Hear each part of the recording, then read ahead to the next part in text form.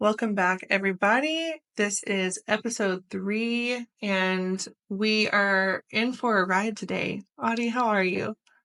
I am all over the place, Reagan. How are you? We're both all over the place, which is Yeah, why it's going to be an interesting episode. We're both absolutely. all over the place. We, You're all over the place physically, I'm all over the place emotionally. yeah, and I really like that we sat down to record today, and this is like a side into the back end of things. We had an entire episode planned out, and we're like, you know what? We're not going to talk about that today. We're not doing any of it. We're going to do something completely different, um, because of just how crazy we've been. And so I'm excited to do that, Reagan, with you, and talk about the craziness. Me too. I don't know how it's going to go. We're just going to let the spirit lead. And we're kind of joking around. Like sometimes people say, let the Holy Spirit lead. And that's really just a big excuse for not planning. But we planned the heck out of this episode, and it doesn't feel right. It doesn't feel right. Mm-mm. From like technology not working on the first recording to us just being like, no, let's move Yeah. on. Let's do something different. Let's change it up. Let's let the Spirit lead. So we're going to let the Spirit lead today. Let's start with some humble pie. Where's your humble pie moment this week? I don't even know, Reagan. Mm-hmm, Um, mm-hmm. there's so many.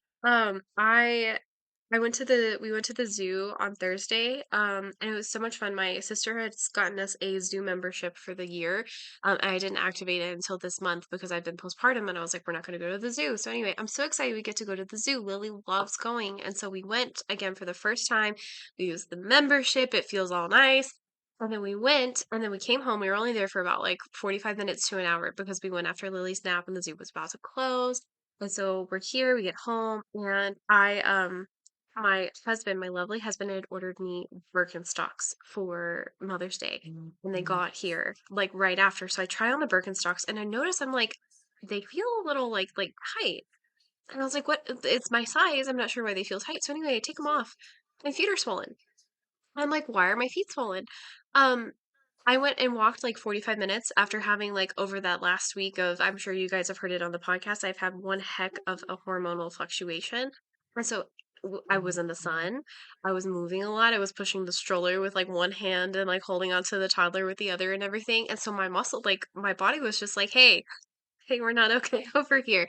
And so my feet swell up. I've never had my feet swell that bad ever. Even in pregnancy with Oh, Lily, it wasn't that bad. And so, yeah, that is my humble pie. That's the beginning of like my crazy weekend of things. And so that's the beginning of it. And I just, oh my gosh, I elevated my feet and I like turned over and like looked at my husband as I'm laying in bed and I was just like, what's going on? And he's like, I don't know. it's so humbling. That's a It is. literal definition of humble pie when you're like looking at your body going, what are you doing? Yeah. You okay? How did this happen? I don't What's know. going on?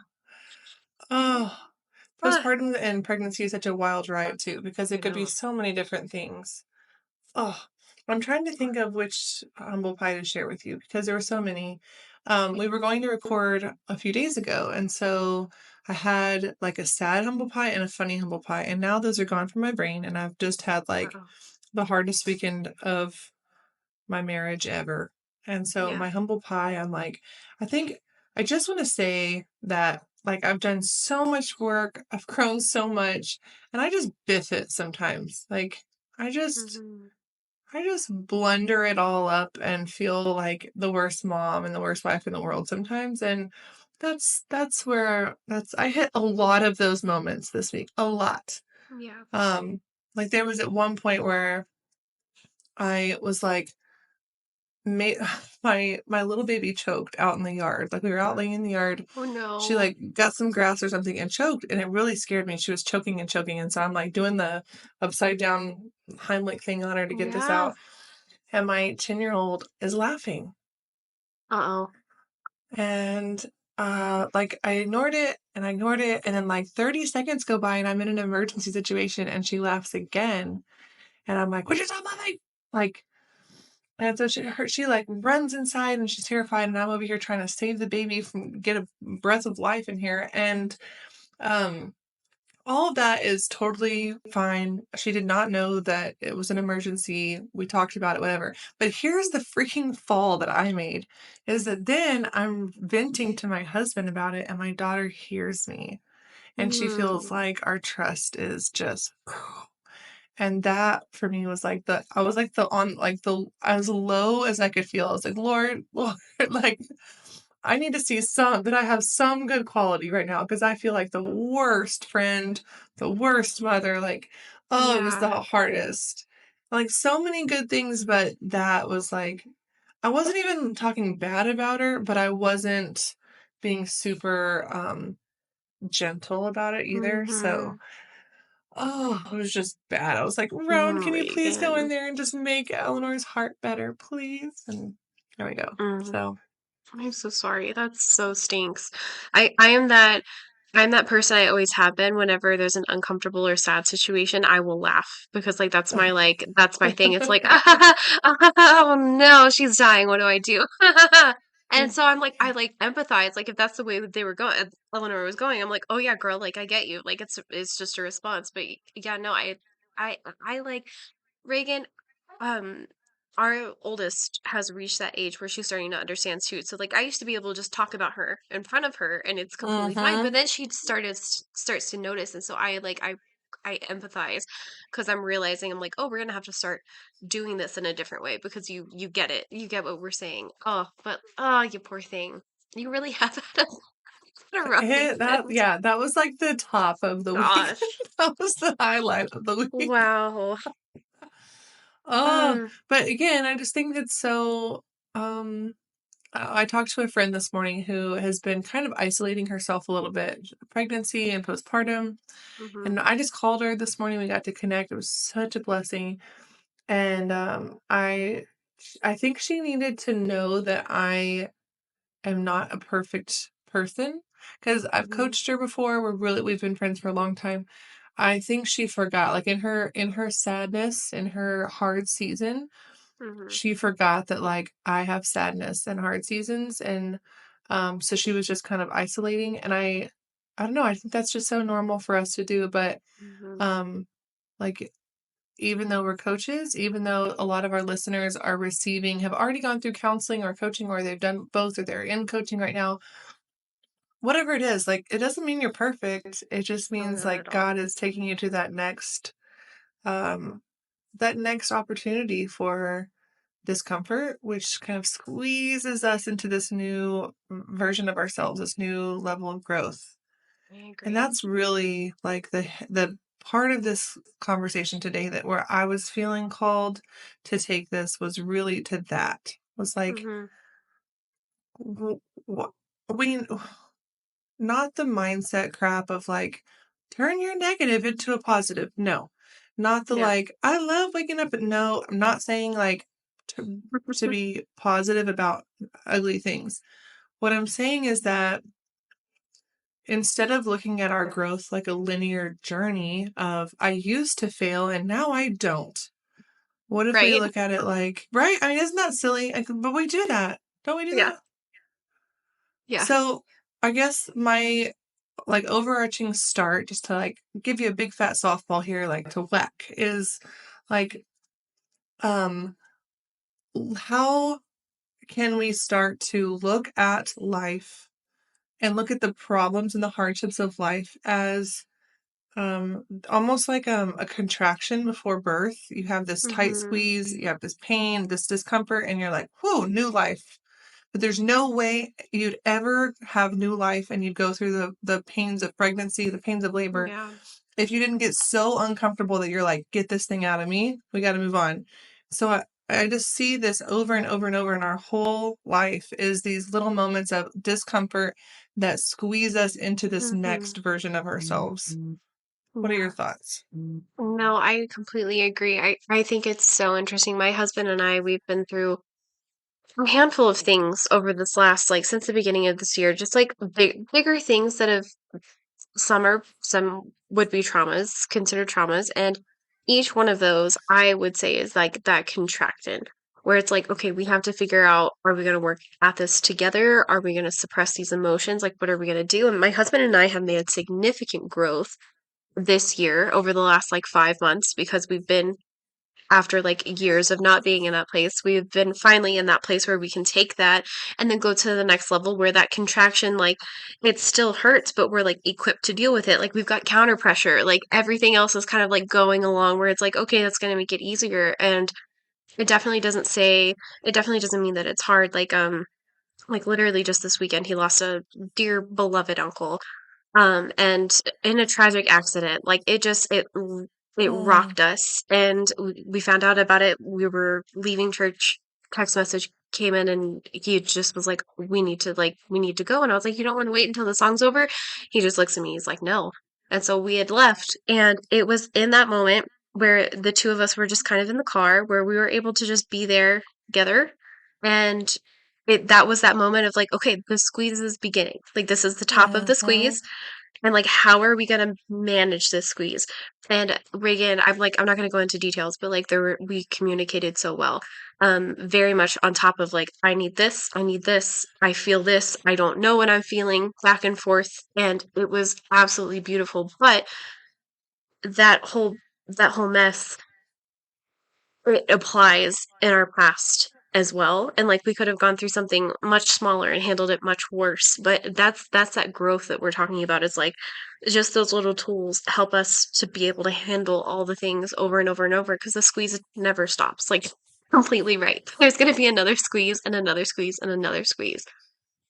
So I is kind of life. look at it, oh, yeah, as I was going to say, I kind of look at it like we've recently had some friends go through the end of life journey.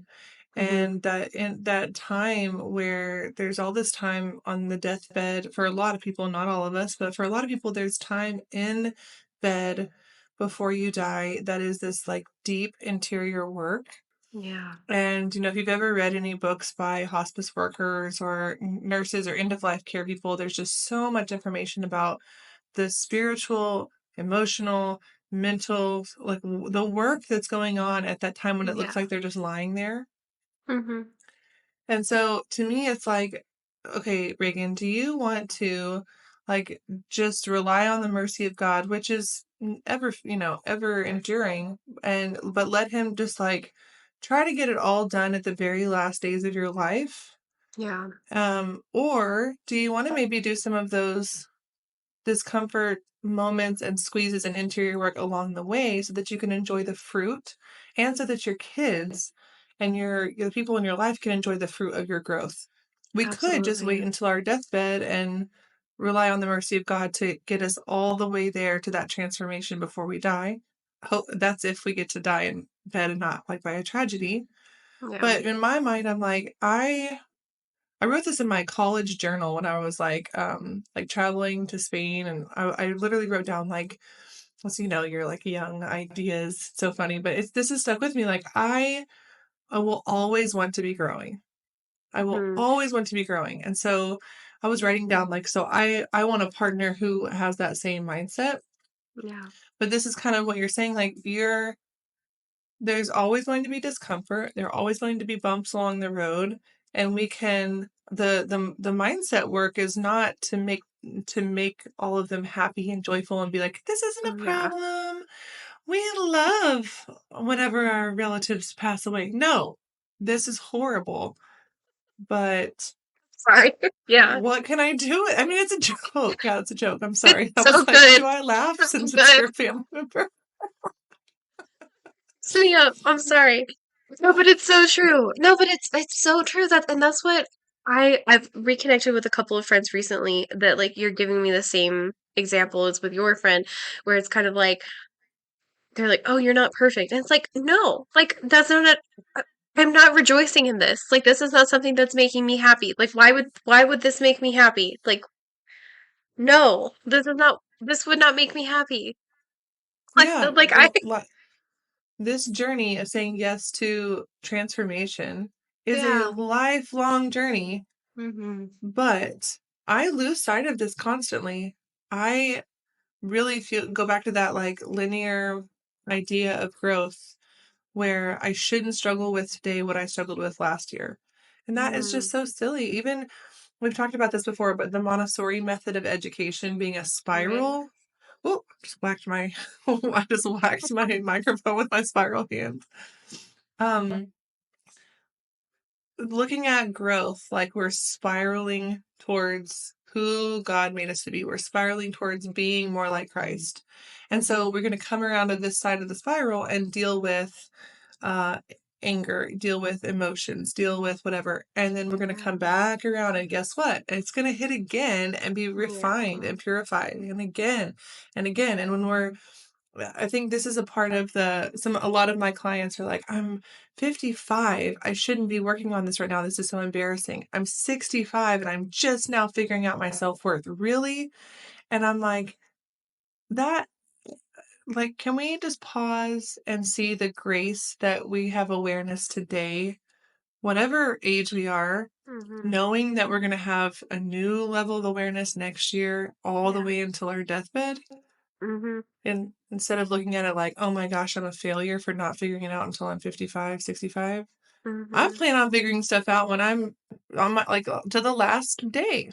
Yeah. No, I'm completely with you. I think that my husband and I do the same thing. Like we have like muscle imbalances, health issues that like we've been dealing with since our early 20s and like late teens, like which is becoming Sad. less unheard of, but it's Yeah. sad, yeah.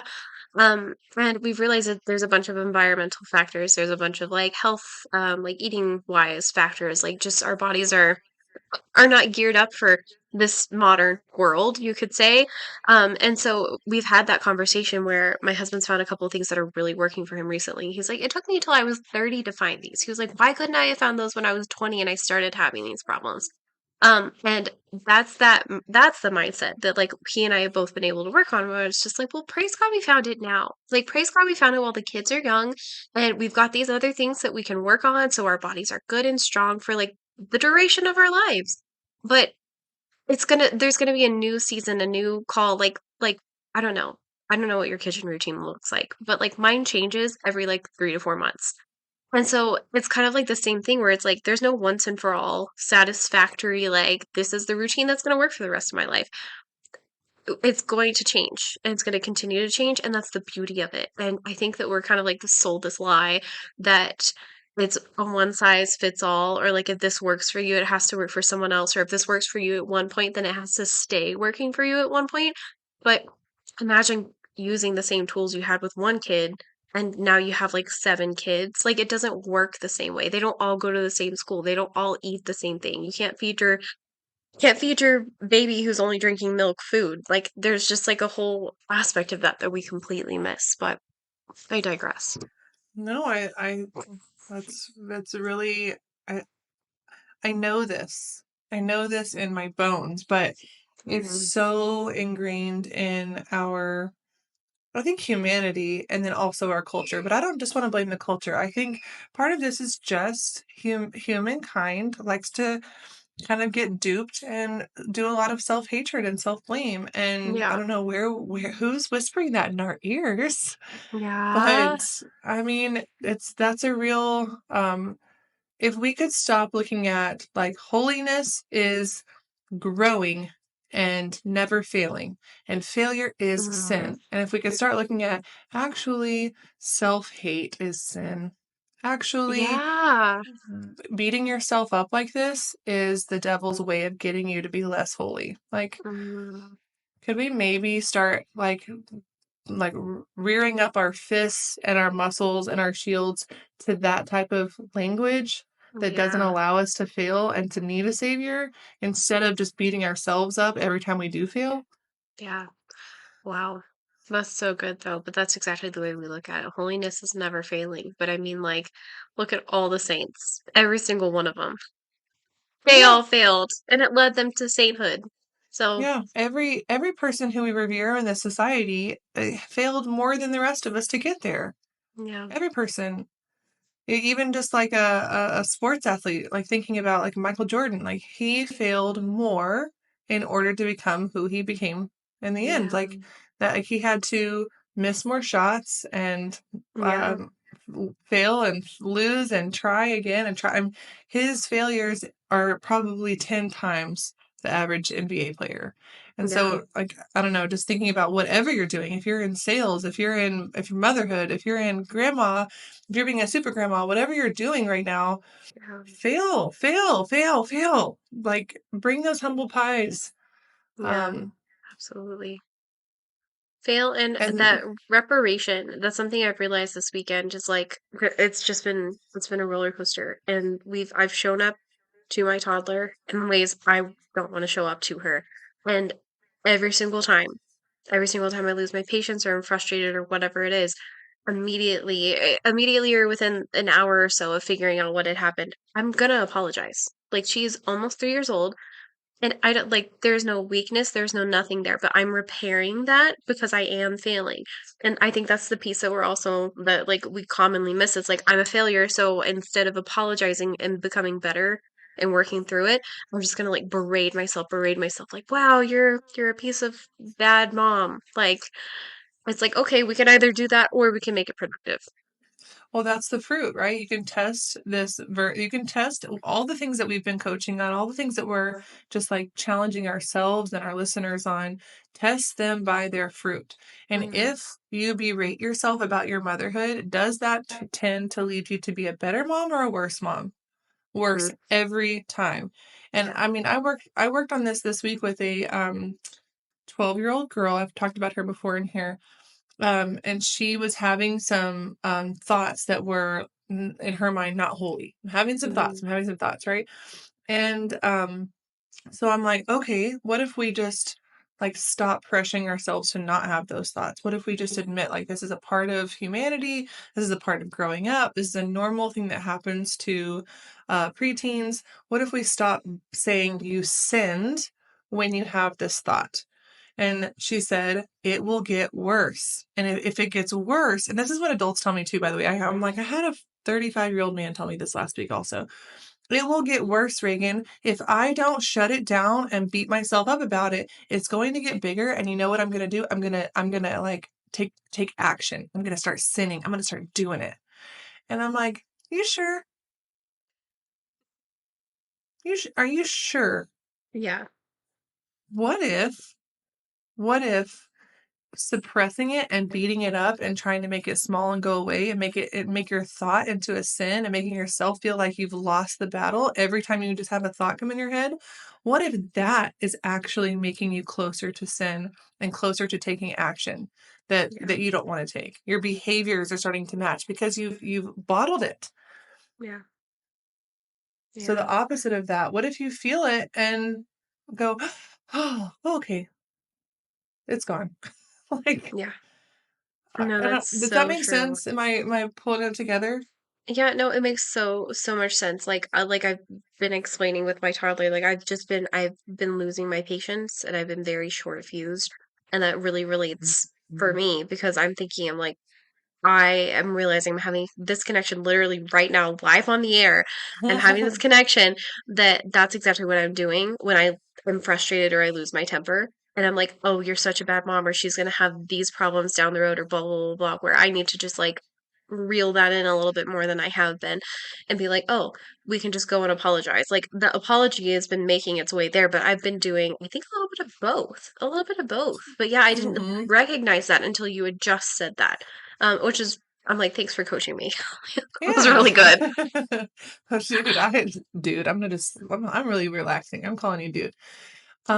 Dude, I listened to episode 1 of this podcast this week and it Yeah. gave me this huge revelation too. So I'm with you. Like there's no part in this that is just like, oh, that's easy now. I mean, it's just Oh my still this gosh, no. daily practice.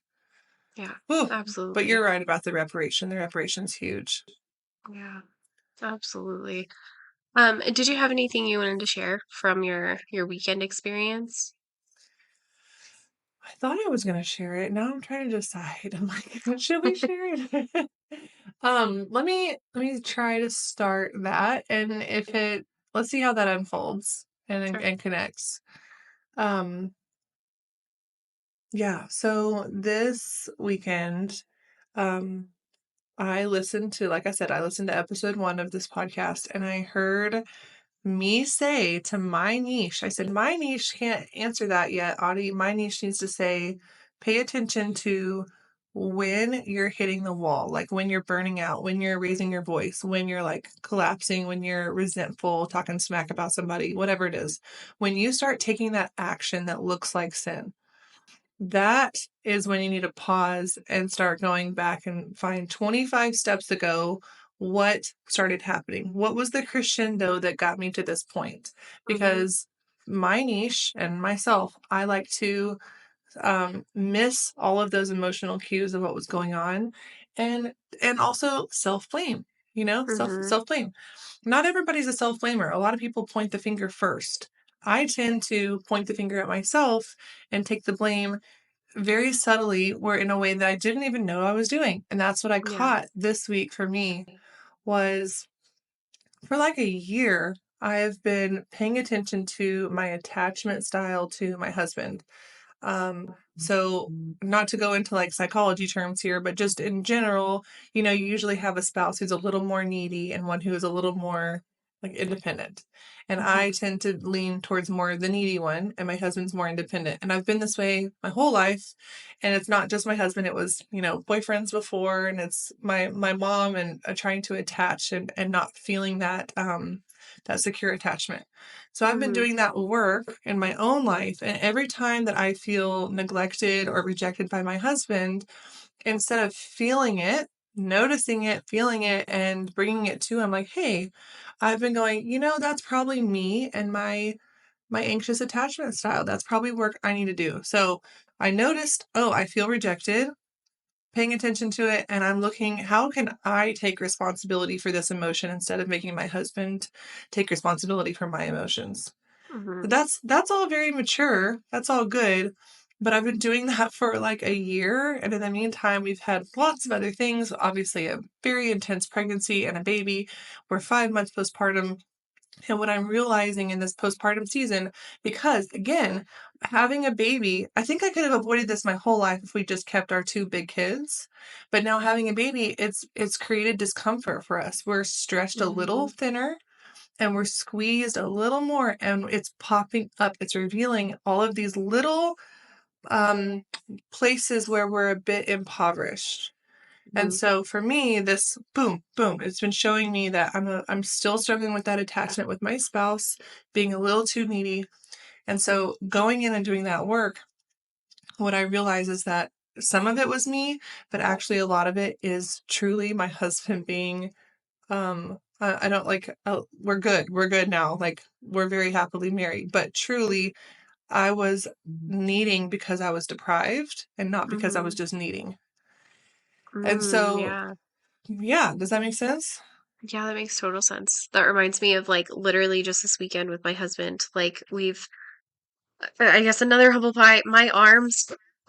I I guess in a moment of like toddler throwing a tantrum, I like picked up my toddler and then took her to go sit in her timeout chair. I didn't notice for almost like an hour and a half, 2 hours after. But my biceps just started like flaring up and to the point where I couldn't use my arms, I couldn't raise it like it was a mess. It was an absolute mess. And there was like this communication thing that wasn't happening between my husband and I. My husband was frustrated with me with my arms. And again, he and I are good. We're very happily married, just like disclaimer. But it was a moment of just like we've had so many like shocking things. And so that was one of those like shocking things where it was like, why is this happening again? Like I don't understand why this Mm-hmm. keeps happening.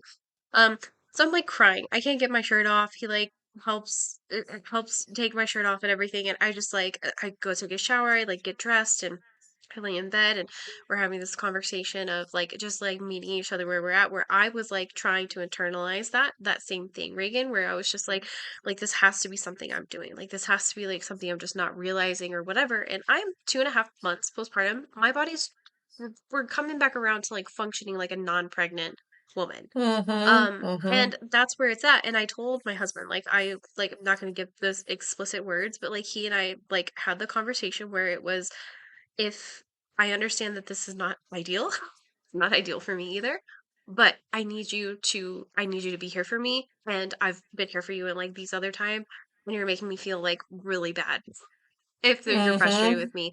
And there was like a switch that went on, and he was like, it was just immediately like, yes. I got you, you're here.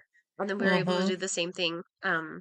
His uncle had passed the following day, and I like flipped that switch and turned that on too. So that's like it's incredibly really relatable, and I'm sure our listeners are like that's bringing up things with them too because that's we don't do it on purpose. Like just to Mhm. clarify, like nobody is depriving anybody on purpose, specifically in a Amen. marriage. Yeah. Like, and Yeah. nobody's doing that on purpose, but there's like that aspect of accountability that has to be brought up. And so, like, how did your husband respond in that situation? Like, was there a moment of like frustration like mine, or like was it like clicking? I get it. Like, we're here. I would say that I had a hard time communicating it for a long time, and it was coming out in anger. And Mm, that's really was the so he wasn't taking it well at all because it just sounded like accusation. yeah. And again, that's where I was like, "Oh, I'm angry, so I'm telling you this in post, like hindsight is a lot easier to tell you the story. But in the moment, I didn't fully understand that I was actually being deprived. I just felt very rejected. Like, hey, this is a consistent Mm-hmm. rejection. And he's like, I like you. I'm not sure what you're talking about? So then that feels very, like almost like he's telling me there's not a problem when I'm like, oh, there's a problem. Gloves off, there's a problem. So, um, yeah, so after kind of just battling that out all weekend and trying to find little time spots in our weekend where we could talk about it, um, what I realized is that, and he could see this too very well, that it is good for me to internalize and take responsibility for what is mine. But Mm-hmm. then that gave me the clarity to see what was actually his and to say, like, Yeah. the deprivation is yours and your issue. The reason that you're avoiding so much, I want to feel safe letting you have all the space you want, knowing that you'll seek connection with me, Mm-hmm. like in an enough amount, right? I want to know Yeah. that you'll seek it and I won't be starving for it. So Right. how can we get there? And what it showed, again, the squeeze, I don't think we ever would have found it without the discomfort of Mm-hmm. our third child and just making us a little more stretched. But what it showed was that he's accidentally falling into some childhood patterns of avoidance, like avoid the storm, lay low, keep your head low, stay out, stay out. Like Mhm. you know. I know. So, but again, this is where he was mirroring his Mhm. childhood home and thought that he had shrugged that off and built this beautiful marriage and was accidentally sabotaging it with these old behaviors. And that's not for me to fix. That's for me Yeah. to show him, to bring to him, to say, hey, this hurts. And then that's for him to Yeah. fix. That's so true. I'm thinking my husband and I, we've gotten into grounding a lot or earthing, I guess, both. And we had gone outside and we have like these little lawn chairs in our tiny little backyard with our little patch of dirt and grass.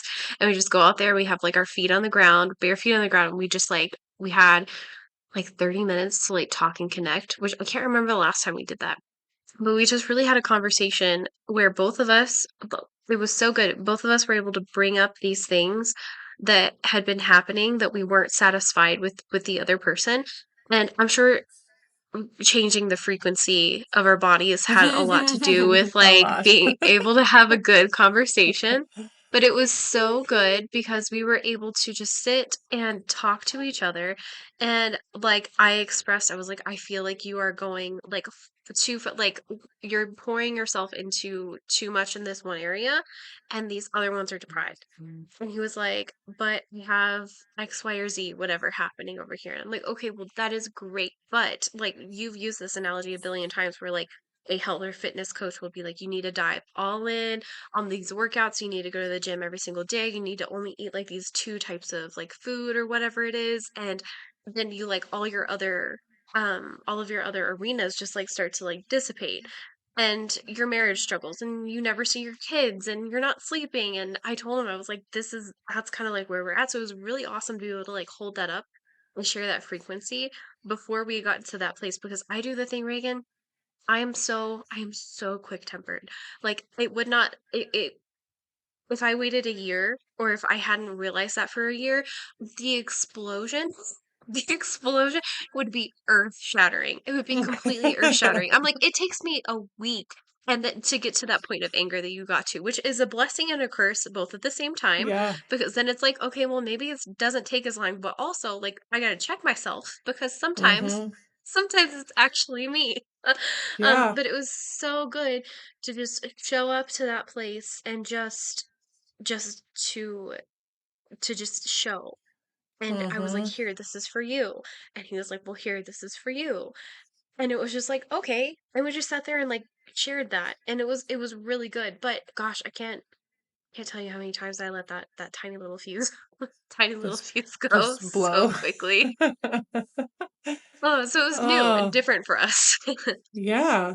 Well, I think that, what I'm hearing too is this beautiful thing of safety. I mean, I would just feel so Mhm. safe being able to sit there, feet in the grass or feet in the dirt, whatever it is, like, Yeah. being able to openly, fully lay bare your marriage and just look Yeah. at it with, like, really, we're not pretending, we're not like, and not just your marriage, but any relationship. Can you imagine if you could do that with your mother or your best friend or your Yeah. sister, or like if you are both just safe enough to be like, let's look at it, dear, let's look Oh at my it. gosh. I know. Good. I mean, what could the Lord do if we just like 100% put down the shame, put down the labels, put down the blame, and we're just like, let's both be safe and let's just look at it and just bring it to each other Yeah, and bring it to God.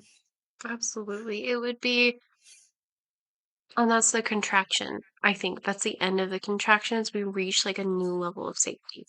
And Mm-hmm. I think without that discomfort, without the contraction, without all of that, we wouldn't reach that. And I think that that's the underlying thing of every bit of squeezing that's done is that a new level of safety is born. And we take that safety with us, not just in that one area, but in every area, like in every single Mm-hmm. arena. And it's so important. We have to have that safety in order to be able to work through our wounds, in order to reach new heights, in order to do whatever it is that we're trying to do. When you think of a super safe person, what do you imagine? Like, how do they interact with you? Mm, If you meet a super safe person, like at church, what are they like? that's a great question. Honestly, a super safe person is like, for me, warm, I think is really important, where it's like we're not over here like cold faced like testing the waters. It's like I'm gonna go in and expect that you have my best interest at heart. Like we're starting off there. So I would say warm, which going along with warm is probably like inviting, like kind.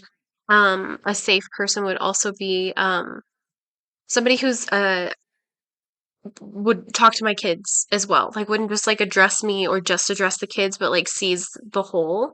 And I think that seeing the whole is really that's the biggest green flag for me in finding a safe person. Is like we're not just looking at this part of your life or this part of your life or this part. It's the entire thing encompassed. I don't know if you have anything that is differing from that.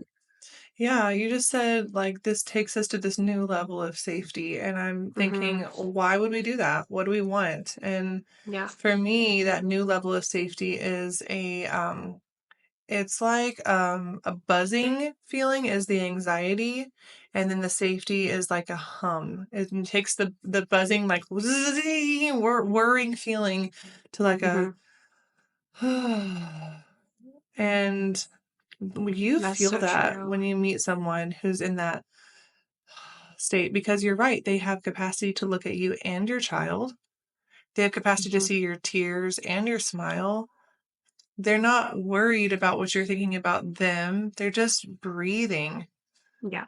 It's I think a lot of people would call it confidence, but I don't think it's confidence. I think deeper it's this that what we're trying to say is this Yeah. deeper level of just being so safe in who God made them to be. Yeah. Um, Oh my gosh, self-assured more or yeah, like confident in themselves, not necessarily just confident overall, but in yeah, like you're general. saying, Yeah. confident in who they were created to be for sure. Yeah. Mm. You feel it. You so feel it. They do not defend themselves with lots of words. They're not like, "Oh, sorry, I didn't mean to do that because blah, blah, blah, blah, blah." No. Yeah. They're just like they assume that you know their intentions are good. I Mhm. love that. I love Yeah. that. I And I'm love not that too. judging anybody who doesn't do that because that's where I came from. That's what my clientele often struggle with is the like Mhm. intense defense mechanisms. But Yeah. again, that's just a Mm. little beautiful invitation for each of us when we do that to go, oh, there's another level of safety that God is inviting me to. The Yeah. little bit of discomfort, a little bit of work. Yeah. But it's so worth it. It is. And then safety in the marriage too. That's what I used to tell my husband all the time when I would go do like events that were kind of scary to me.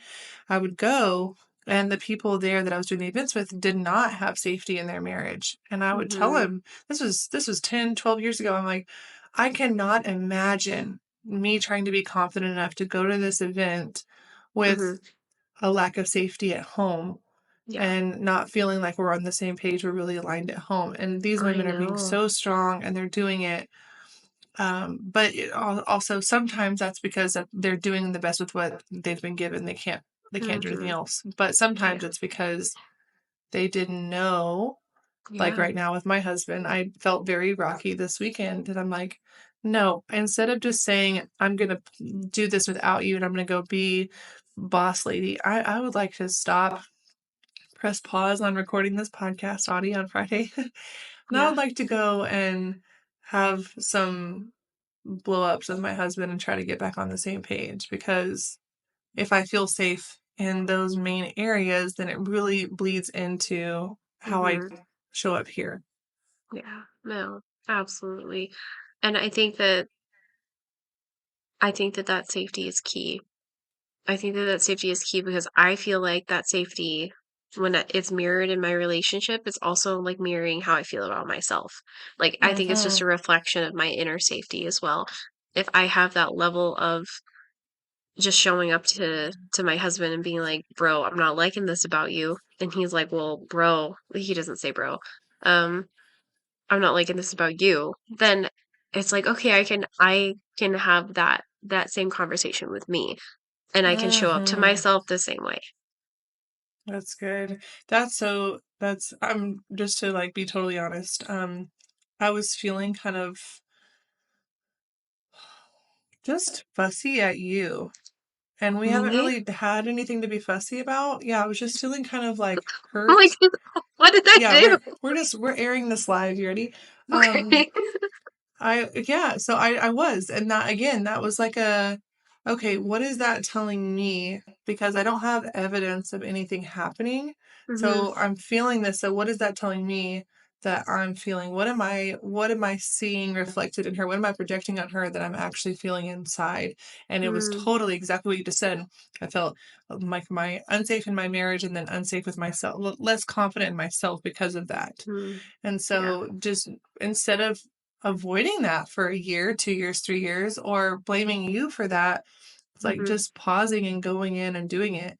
Not just marriage, but like your home environment, how like organized your home is or how it feels, or not Yeah. just organization, but like lighting and decoration and all of the things in your home. What else? Like not just marriage, not just home, but Like all friendships. relationships, friendships, just like you said with me, business relationships, how you're like if you're a working woman, like if you go out, like what do your relationships at work look like?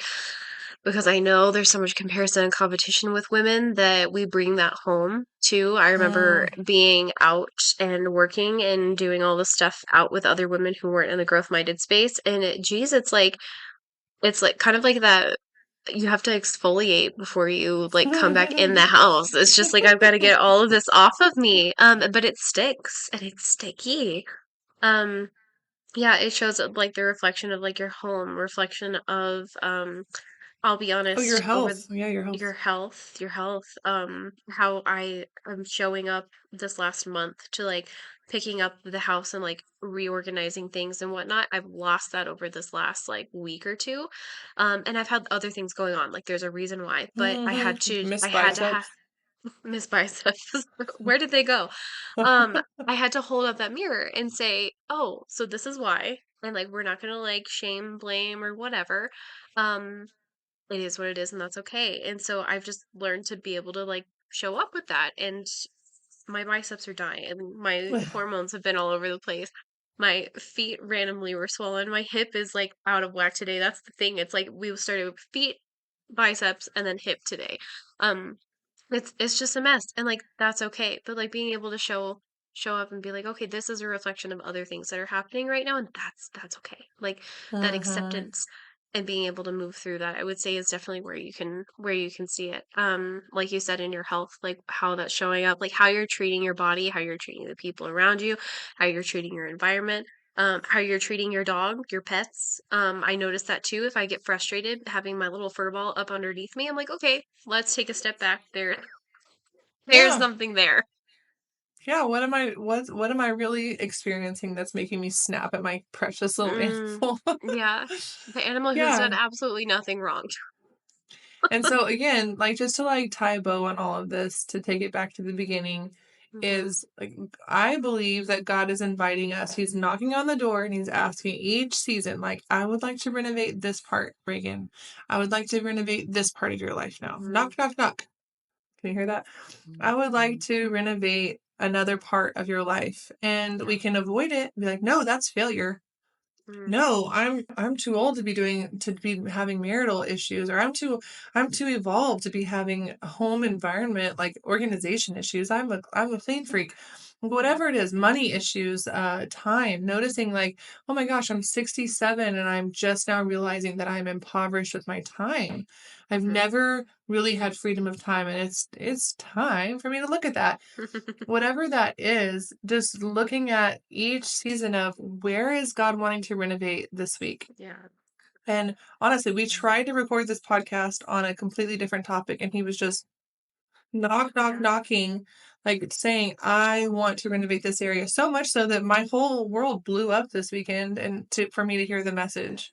Yeah. So just instead of looking at that like, wow, Reagan, you really don't have your life together, it's like, actually, I have a new level of looking like Christ because he just was ready to like totally renovate this part of our Yeah. marriage, just knocking down walls and totally Yeah. rebuilding it in a much more, in a way that looks more like him.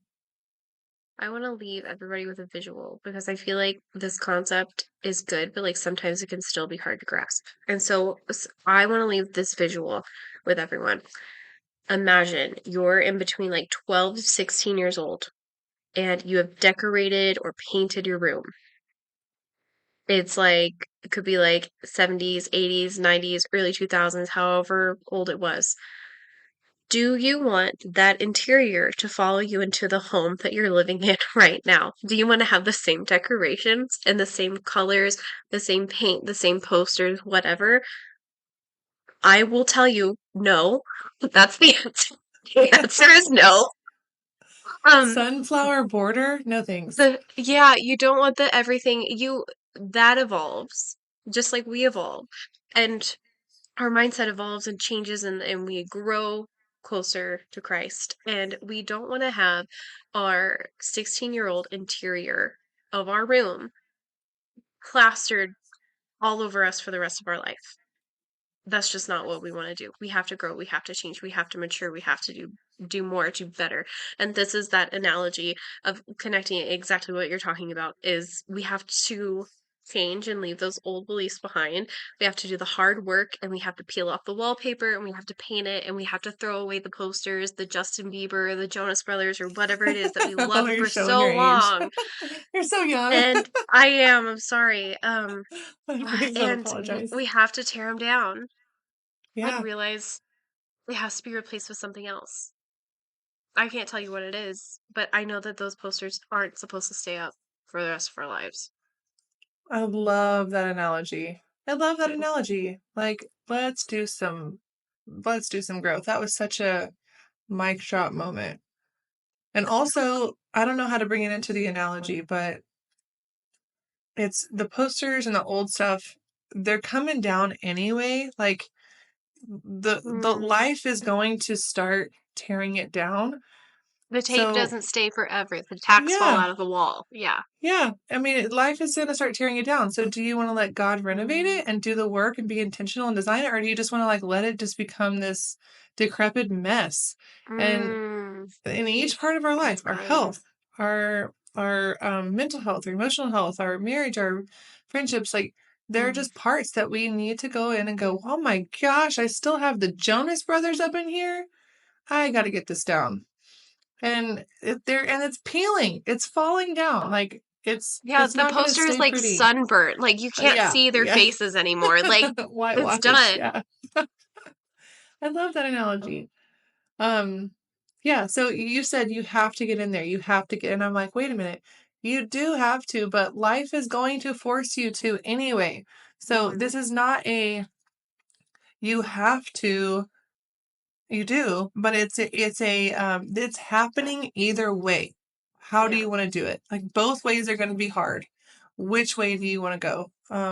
Do you Mm. want to do it intentionally with the help of Jesus himself and with a community, with support around you, with someone in your Yeah. corner? Or do you want to just let it fall apart and try to avoid it and Mm. not pay attention to it and make everyone Yeah. around you suffer for that? Oh boy. Sorry to Yikes. just, I mean, if I bare my soul with Ouch. how, if I tell y'all how hard my marriage was this weekend, then you better know I'm Uh, doing the work with you. yeah. That's so good, But Reagan. we just found Thanks us for some being Jonas Brothers posters in our marriage and we're ripping them down. yeah. Just to quote myself this weekend, I was like, I am lighting them on fire. They are Yeah. not going to be here anymore. It's time. Yeah. And no, and like to go back to the Jonas Brothers analogy, you can still like the Jonas Brothers. But Yeah. maybe we evolve that. Like maybe you get merch. Or maybe like I have a mug that says the like cup of Joe. Like we just upgrade. We elevate. Like you don't have to lose yourself in the renovation. So good. Well, yeah, well, not when it's Christ, because he Yeah. loves you and wants all of your individuality and your uniqueness. By the way, it'd be a cup of Jonas. Boom. That's silly and lame. Now we need to stop and leave. That's at the end of the podcast. uh, Fever dream. Anyway, all right. Does that feel good? It's silly and good. feels silly and good. Yeah. Thank you so much for tuning in to today's episode of the Weekly Fellowship Podcast. If you'd like to work with Reagan, you can learn more about her on her website at reaganclementcoaching.com. And if you'd like to work with Audie, you can find her at audiegonzalez.com.